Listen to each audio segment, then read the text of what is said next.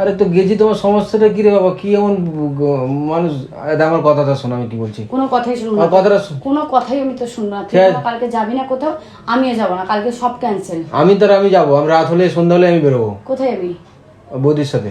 সে যাবি, ঠিক আছে যাবি, যা। তোর পাড়ার লোক তাদের তার শ্বশুর বাড়ি, তাদের বাপের বাড়ির লোক কি বলবে? আগে থেকে বলে দিয়েছে যে মুখ বন্ধ কর, চুপ, এক্ষুনি চলে যা। আজকে রাত্রির দিয়ে ঘুমিয়ে যাবি ওখানে, ঘুমিয়ে সকালে উঠে যাবি। লোক কি বাজে কথা বলবে না রাতে থাকলে লোকের কাছে? তুই এমনি গা হাত পা টিপতে যাবি, বৌদির বাজে কথা বলবে না, আর এখন তোকে বাজে কথা বলবে, গিয়ে শুবি বাজে কথা বলবে, চলে যাবি।